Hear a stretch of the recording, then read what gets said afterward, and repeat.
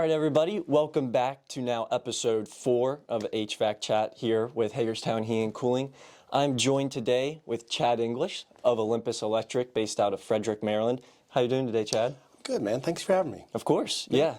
Beautiful weather this week. I'm glad to have a new guest on the HVAC Chat. So, Chad, go ahead, introduce yourself. Tell us a little bit about yourself and Olympus. So, Chad English, I own Olympus Electric. We started in 2018. Okay.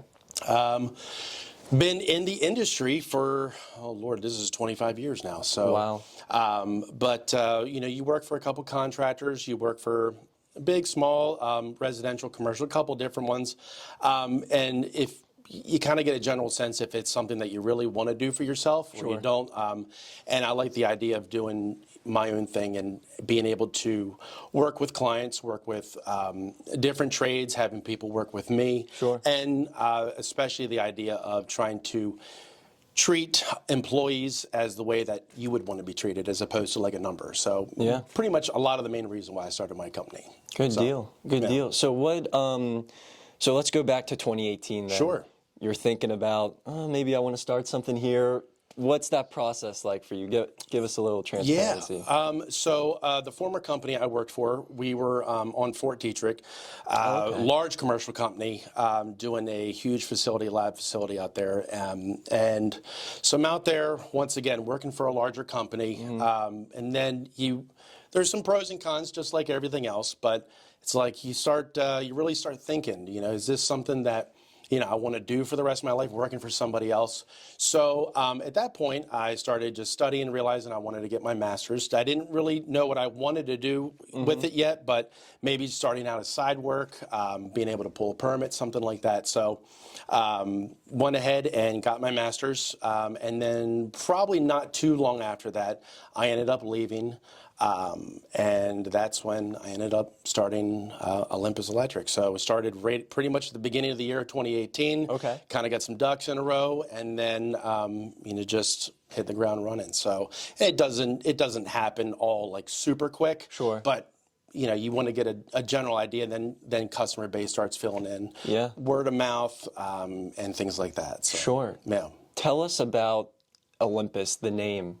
I'm very intrigued by that. Tell us. Get this one a lot. It's a good question. Yeah, this because I don't look Greek. So how does that happen? So funny thing is, I am a huge fan of mythology. I love Greek mythology. Okay. And I didn't want to really do anything as far as like CE Electric. I didn't want to do anything along those lines that just seemed kind of basic. Sure. Because I feel like you see those all over the place. Yep. I wanted something that kind of popped, especially with a logo that popped as well. So I'm like, what do I love? What I think is going to, resonate well, and what's going to make people ask that question? Why Olympus Electric? It stands out, but why? So that is the reason why. And I went with the logo. So if you do see the logo, actually, it is Poseidon. Yep. Which water and electric really don't traditionally mix, but so the idea would be more of Zeus, as he was kind of more of the the lightning bolt and everything. But Poseidon just seemed to work better, and he has the trident. So I think it was going for more of like an overall general mythological god look for the logo, as opposed to it just being Poseidon. But it's the pitchfork, as the people say, the trident that ends up kind of making it look more Poseidonish. So, but that's really why I was looking for something that popped. I wanted something that just stood out. So good deal. Yeah. I think it looks good. Yeah, we'll pop up the logo right now so the viewers can see. Yeah. I like that the Greek mythology part. Wouldn't think that. Are you familiar with more kind of Roman philosophy? Marcus Aurelius or Socrates? No, not at all. Just coming through grade school and then even afterwards. So the movies that always had like the mythological gods and things like that, I've always liked the Greek side of it. From Zeus and Poseidon actually. Coincidentally was my favorite when it came to the mythological gods. So maybe that's probably why we stuck more with that. But it was just something that kind of stuck, and just looking for something that popped, and was writing down all these different ideas of what I thought was going to work good. So and then just kind of asked a couple friends and family members, what do you think? and then just went with it. So gut deal. feeling. You big Percy Jackson fan? I do enjoy the movies. Okay. So I did enjoy them. Yeah, absolutely. Yeah, some of the other ones that they redid. I know, what was the one where it was Liam Neeson that played Zeus. What was that one? Those ones were really good. Clash of the Titans. Okay. Fantastic. Those were great movies. So, I've yet to see yeah, that. There's two of them. Highly recommended. Yeah, they were a lot add of to fun. my list. Yeah. Good deal. Yeah. Good deal. So tell us about kind of working in Frederick. What is that your whole service area, or you do other spots as well? Great question. So I'm based out of Frederick. So Okay. live there, shop there. That's where we keep everything. So that's kind of home base. Anything that honestly really touches Frederick, county-wise. So we do Carroll, Howard, Frederick, Montgomery, Washington, and then Frederick County, Frederick City, things like that. And we're also working our way into West Virginia, Northern Virginia, D.C. But we will honestly go pretty much anywhere as long as it's really job beneficial. We're not going to go to Baltimore City for a service call, unfortunately. You know? Okay. So at least as of right now, it has to make sense for us to go in other places. But that's primarily where I do most of the service calls, most of the work that we do perform, and then trying to branch out just a little bit more to that West Virginia, Northern Virginia, D.C. area as well. Yeah. So Now I know you offer residential, commercial, and industrial. Was that something you wanted to do right from the start, or maybe you just got your feet wet with residential, commercial, and then brought on industrial? Yeah. What was that process like? So we do specialize in both residential and commercial. We do stay out of industrial. That's a little bit more high profile, where you need some heavier manpower for that. Sure. Yeah. But I have a background in both. So when I started in the industry in 2000, I went ahead and started at a company doing residential. And kind of just did some schooling and did everything involved. I was my own mechanic at that point, ran crew at that point. So we were doing everything from rough wires to finals, and I got a really good general sense of the residential world at that point, which is super smart for those of you that are thinking about joining, the electrical industry. Residential will really give you a great idea how to wrap your mind around circuitry a lot easier, as opposed to like commercial being more of a general aspect. There's so many more components in commercial, but if you want the general concept and be able to get your feet wet with it, residential is a great place to start. But commercial is a completely different animal, and it's fun because you're never really doing the same thing consistently, where residential is kind of more of that. It's a lot of consistent back and forth. It's of just rough wires, you run wire, you tie it in, final, you put a plug in, you put a light up, and it's just over and over and over again. Where commercial, it gets you a chance to spread out a little bit more on that. So we love doing both. And commercial, you get a chance to stay a little bit longer in one place, where residential, you're just back and forth a lot with different clients on a daily basis. But that's fun. I enjoy meeting new people consistently and being able to chat and have these moments where you never really know who you're going to run into and the connections that you make. Good deal. What's been, I guess, like your favorite, without revealing too much, what's been like your favorite commercial job, or maybe site, or just process that you've done so far? So commercial job, I would have to say probably for me was working in Northern Virginia, down in like the Sterling area. We got brought in to do some help with a data center. And for those of you that have seen data centers, you know the sheer size of what these look like and what are. And then when you go into it, it's a completely different animal. It's just, it's rather insane to see these massive rooms just with servers everywhere and just wires going in every which direction. And it's rather crazy to be a part of something like that and see that. This is what is running a lot of today's huge, conglomerates, these, the Amazons, the Facebooks, and the stuff like that. So very, very interesting. You learn a little bit. You find out some interesting things going on there. And it's especially a new area that, I was never really privy to too much before. So, but it was interesting to kind of work in that area and see that and be a part of it. Yeah. And I know that area, there's a few counties, and specifically there, I know Loudoun, where there's just data centers going up, up, up, It's insane. Yeah, they're actually way too much to where they're having trouble having enough power to feed. Oh, these. I'm sure. Yeah. So, I mean, let's go into that now in kind of like a bigger macro sense with the electrical grid. What's kind of your opinions or first takes with that as you see it being firsthand in that field? What's kind of, some takeaways you have from that? Well, it's definitely a tough area because it's such a huge power draw. This isn't something that we're just going to be able to combat with solar or things like that. Would solar help? Absolutely. It definitely helps take a load off, but it doesn't really solve the power issue yet. We haven't quite reached that level yet. So you have to have power supply. You have to have, power plants. You have to have things like that. And you have to be able to have the backup for it. You have to be able to have the substations for it.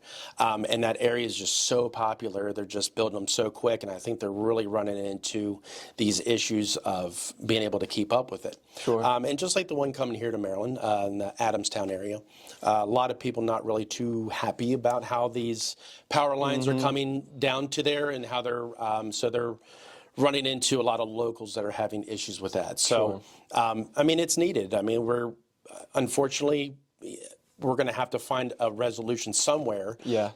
Because, I mean, it's just the way that we're heading. It's the future of, how AI is, how businesses ran, everything's online. We have to have these servers. It's just going to be continuous growth that we're going to have to find a way to make work. So, Well said. Well said.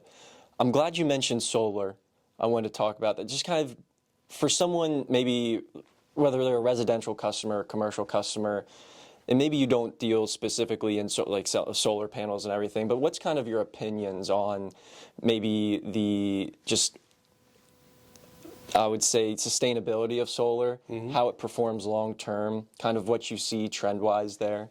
Well, so actually, we do not actually install solar right now, at least as of yet, but I do connect customers with A to B. So I connect the customer to the company, and I help get them set up with an estimate and then get going on their project. And then from there, they can get a whole solar system. So I do help with that. So for anybody looking to get solar, I'm happy to help connect you. So with that being said, solar's come a long way already. And I know there's going to need to be some advancements that are going to have to keep going with that as well for it to be a lot more beneficial to just eliminating, power, just these huge power plants.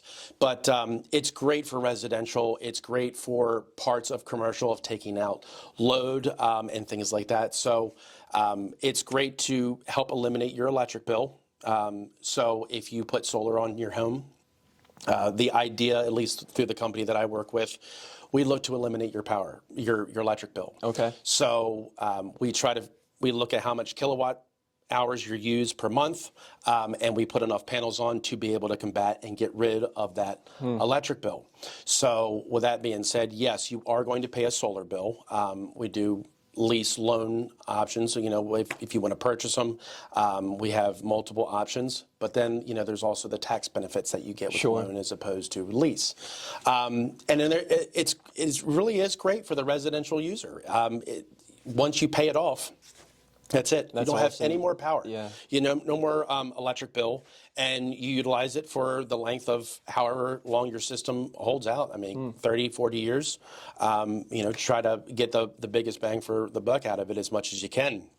And yes, I mean, there's going to be some things along the way that you might have a broken panel that'll need to get taken care of, something along those lines. But it's great. And then nowadays, these battery backups, these are becoming huge. Yeah. These wall packs, they're kind of like a modern day smaller generator. While it's not as efficient, it is great for if you are a green family that prefers to be more green. If you are looking for the smaller aspect of losing power and just having some basic backup power, it's fantastic for it. So, you use your solar during the day, it helps charge up your battery. And if you have once the sun goes down, say from 8 p.m. to about 6 a.m., you run your house solely off of the battery. And then come 6 a.m., automatically it turns back over. You're back on grid power, and you do that. And that actually is what helps save you cost in the end. And that's what helps once you pay that solar off. You're free of all that extra charge. Yeah. And we're finding that homes are actually selling faster with solar on them too. Really? Yeah. Okay. So people like the idea of not paying an electric bill. Yeah. Yeah. I do know, like on a nationwide sense, there's tons of tax incentives for like electric vehicles, the $7,500 tax credit. What are any maybe nationwide or statewide in Maryland, maybe even county specific to Frederick County, that residents that you work with, maybe there's incentives there that they can go to, or just some resources that they have? Yeah. So just from Maryland alone, and I do want to clarify, you do have to qualify for these, and pretty much across the board. So any of the incentives and how it works out with your CPA and things like that. But sure. It's more up to that point. So with federal, 30%, which is huge. 30% of your gross, whatever your total was for your solar project, whatever you're getting done for your house. So when it's all said and done, 30% can come off in the end. So that is huge. Yeah. State right now, the state of Maryland is, just for the basic, is giving $1,000 back. Okay. But currently there are other incentives that Maryland is offering, which could lead up to an additional $7,500 on your solar package. And then there's SRECs, which these are certificates that add up over a certain amount of time, and it can gain in value depending on how much it's worth in the end, and they take about 10 to 15 years to add up. But once it's done, you put that back on your bill, or if your bill's already paid off at that point, then you just keep that for yourself. SRECs. So, yeah, SRECs. Never heard of that before. Yeah, so it's just a certificate that adds up over time. It just needs to gain value over time, and that's what it is. It's like a bond, if you will. Interesting. Yeah. Sure. And I didn't even know the federal initiative, 30%. That's crazy. Huge. Yeah. Huge. So they're out there for EVs. They're out there for solar. A lot of the green is drawing a lot of benefits for, especially in Maryland. So, but it's all relative to where you live. So sometimes you won't see as many benefits in certain states as you would in others. Sure. So, but Maryland's pretty good. California is huge. Maryland, you can't even build a house in California right now with not having solar now. So Yep. Yep. Interesting. And I think that's just where we're going. Yeah. I think more states are going to pick up on that. Very much. Yeah. Yep. I want to transition a little bit kind of into your day-to-day as a business owner. Sure. What's the average day for Chad English look like? Oh, man, that can range, Sure. So depending on what we're doing, you kind of hit the nail on the head with one part. A lot of EV is happening right now. So we've been doing a lot of charger installs, a lot of service upgrades between Frederick, Hagerstown, and certain other areas around Maryland. There's a lot of older homes that have outdated electric panels. So we do a good bit of heavy ups and service upgrades for homes that try to keep people safe, and give them the option to add in the future if they want to reno, they want to add to redo their kitchen, they want to add a swimming pool or a hot tub, EV, things like that. So that helps free that up and give them the option to do more of that. So we do a lot of those, a lot of service calls. We get everything basic from my plug isn't working here anymore to we did one today where a hot tub stopped working, so we had to go out and figure out what's going on with that. Okay. And then it's just, and everything else in between. We do a lot of ceiling fan, a lot of light installs. Still a lot of houses around the areas that weren't either built with lights in the center of the room. It was a thing back, from the 60s through the 80s. Most houses just have the one switch where you come in to turn on the plug, and so that you have that basic table lamp. So we still go in and we add ceiling fans or lights in bedrooms, living rooms, things like that. Still pretty common. And then a lot of LED lighting is what we're upgrading to now. So traditional recessed style cans is just kind of a thing of the past, where now we're using LED wafer lights and things like that. So a lot lower cost, a lot more benefit to the homeowner, and no extra energy usage, if you will. Yeah. So I love the LED application on the residential side. When it comes, and this is just a personal bone pick of mine. Sure. Whenever you're driving at night, you see the LED headlights. They blind. Blinding. They are yeah. blinding. Yeah, blinding. I wish Absolutely. we'd have some sort of, not from In between. In between. Yeah. We're and that's one of the things that people don't always realize is that they want to have a great option for them to see better, but they don't always really think about the person on the other end of those lights that has to come, drive towards that. So I'm right there with you. Same problem. So. Yeah. That's such like a first world problem. Yeah, like first world problem. Exactly. Yeah. What advice would you have for people wanting to start their own electrician company? What's that process look like? What are some things, that was a challenge for you at the start or was a positive for you? Well, I think, I guess the first part would be your education. So make sure you're well educated, and you need to have you start off, you get as an apprentice, and you become a journeyman. You get your journeyman's license, and then from there, you can become a master electrician. So it's a test, just like pretty much any other trade, and you pass your test, and then you can hold on to it for the life of it. So we do, which I just did my continuing ed, every 2 years here in Maryland. So it's 10 hours every 2 years. Okay. You do in-person, online classes, whatever benefits now. COVID kind of changed that a lot for before where everything was in person. Okay. So now you get a combination of both, whatever suits your schedule. So I feel like that's a little bit better. Yeah, it's nice. It's convenient. I mean, there's something to say about being able to wake up, keep your pajama pants on, and just sit there in front of a screen and, and have a class.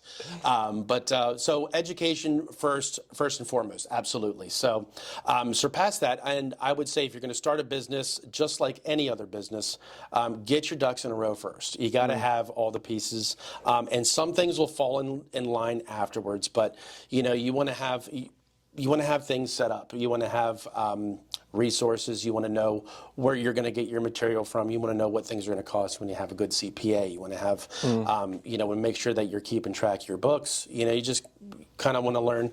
And I would say just like. Just in case purposes, you want to try to learn from other people's mistakes. You're going to have mistakes. That's without a doubt. But try not to have them too big. Obviously, you don't want it to be detrimental to your new business. So learn from other people's mistakes, just like a lot of other things in life, and try to benefit from that and apply that to your business. Research, do things online, and then probably one of the things that I came late to the game with, I would honestly say is a massive benefit, is networking. Network yourself. So get out there and do your chamber stuff. Find what type of networking, is BNI is one of those options. I know one of the gentlemen that you work with is how we're connected. And then, there's just so many options these days where you can get out and meet people and find those strong connections that's going to benefit you. And, in our trade, contractors, other trades, subs, things like that, it's a massive help. So definitely get out there and network and, hand out business cards, shake hands, kiss babies, the whole thing. So, yeah absolutely. The more hands you shake, the more money you make. That's it. Yeah. Absolutely. Yep. And I think one thing that's important on the networking side is that it doesn't matter if you're an electrician, HVAC company, it's industry-wide. It's applicable to every business owner. You need people to facilitate. It's just helpful to have resources. Kind of one more thing before we wrap up here. You said one thing was important, and this is one thing I preach to as well, is if you're going to fail fast. Do you have an example, and maybe this was something recent or when you first started, where you had kind of that oh crap moment and you needed to turn things around and get the horse back on? Well, I think the one part was knowing how to bid your jobs. This is a huge one. Great. Yeah. So not a lot of people coming into the industry of being a business owner, and this is across the board in the trades. Some people know how to be an electrician or a plumber, an HVAC person. They know how to do that. This is the same with me. I didn't know how to price out a job. I'm YouTube and I'm just Googling, what do people charge for, and I'm finding out things along the way of that's one of those things. If you screw that up, I mean, residential is one thing, commercial, completely different. You're talking a completely different ball game there. So you want to do some research. You want to, they make books that are pretty much countrywide, but that's a little bit harder to use because what works in Kentucky, price-wise, doesn't necessarily work here in Maryland.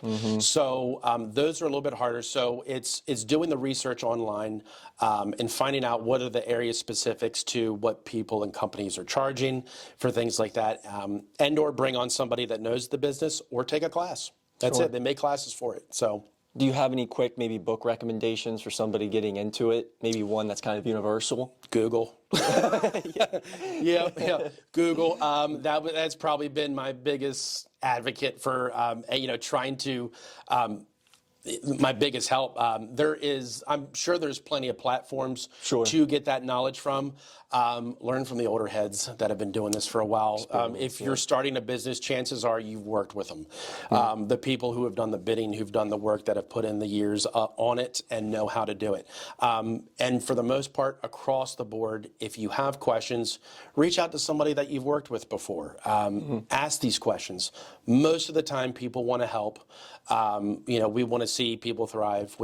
It's not just a competition across the board where we don't want to see this person not benefit. We want to see and help somebody else. So small business helping small business, it doesn't really matter if it's the same industry or not. So reach out, ask those questions, and chances are most of the time people lend a hand or, give you at least a little insight. So good deal. Yeah. Well, chat, this has been awesome. Yeah. This has been great. It's, like I said, from barely knowing just one contact before, just being able to hear how well versed you are, amazing insights into the electrician field. I'm glad to know that people who do go with Olympus, they're in great hands. Yeah. So kind of as we wrap up here, this last minute, this is all yours. If you have anything to promote, anything new coming to Olympus, stage is yours. Oh, I appreciate it. Well, I do want to say thank you for having me on today. Yeah. So not really anything, to promote. Everything we kind of talked about today was generally what we do. So we do everything from out-of-ground new construction, commercial, residential, to everything all the way to service calls. So if you have any interest for solar inquiries, if you look into EV, we do everything across the board. So I'm happy to help answer any questions. You guys can reach out to me through my website, and I respond to emails, text, and phone calls. So. Yeah. He's very fast at replying at emails too. So we'll have all of Chad's information, personal information, website in the description, and we'll have some pop-ups where you guys can easily contact him. I would love to have you back. Yeah, happy to do it. Yeah. But yeah, guys, thanks for tuning in. Hope you learned something, and we'll see you next time.